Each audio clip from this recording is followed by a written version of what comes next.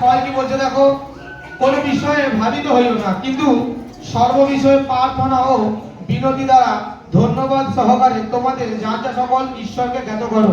দেখো বাইবেল বলছে কোনো কিছু বিষয় নিয়ে তুমি যদি আজ এতটা ভেঙে পড়ো, কোনো কিছু বিষয় নিয়ে তুমি যদি ভাবিত হও, চিন্তায় পড়ে গেছো, হয় না? একটা সময় আসে যে সময়টা আমি কি করব, আমি কোন কোন দিকটা যাবো, কাকে ডাকবো। এ সময় বাইবেলের পৃষ্ঠা খোলো, বাইবেল এখানে সাজেশন দিচ্ছে, বাইবেল এখানে কথা বলছে। বাইবেল বলছে ওই সময় ধন্যবাদ সহকারে পরমেশ্বরের কাছে বিনতি করো, ধন্যবাদ সহকারে পরমেশ্বরের কাছে চাও, পরমেশ্বর তোমার জীবনে মঙ্গল গেট খুলবে যিশু নামে।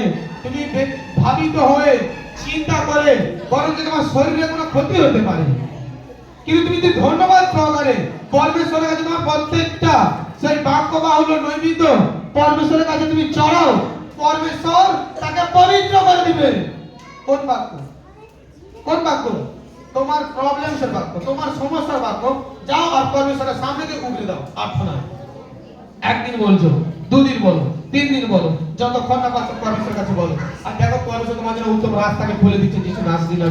আবার দেখো সাথে কি বলছে, তাহাতে সমস্ত চিন্তার অতীত, সমস্ত চিন্তার অতীত বাইবেল বলছে যে ঈশ্বরের শান্তি তাহা তোমাদের হৃদয় ও মন খ্রিস্ট যিশুতে রক্ষা করিবে। আমেন।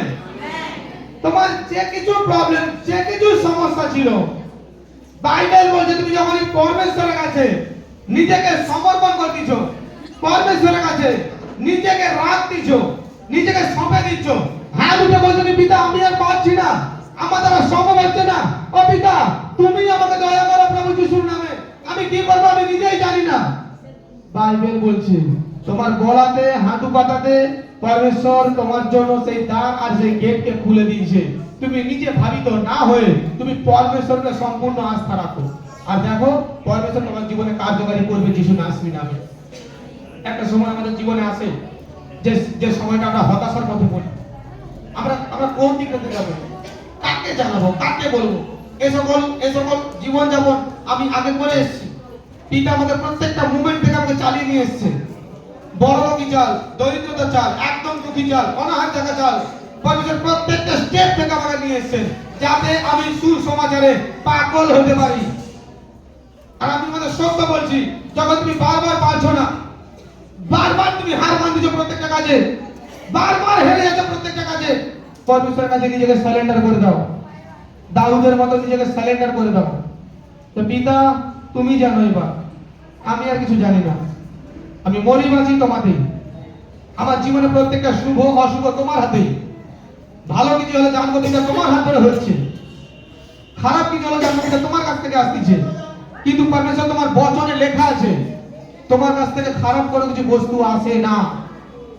পরমেশ্বর আমি যখন তোমার কাছে নিজেকে সমর্পণ করে দিয়েছি, এত বড় শক্তিশালী কোনো মন্দ আত্মা নেই যে তোমার সামনে থেকে আমাকে ব্যবহার করতে পারে। এই সকল অঙ্গীকার কি তোমরা করছো?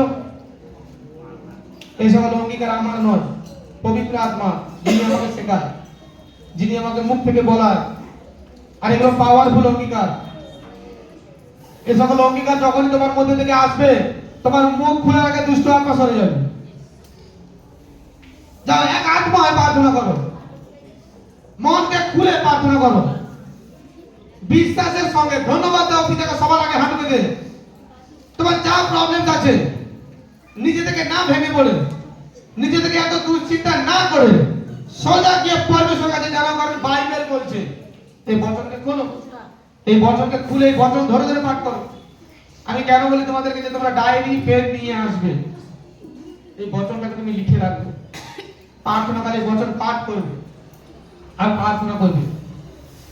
এই প্রার্থনার পাওয়ার প্রচুর হয়, শক্তিশালী হয়, কারণ তুমি বচন দিয়ে প্রার্থনা করছো, বাক্য দিয়ে প্রার্থনা করছো।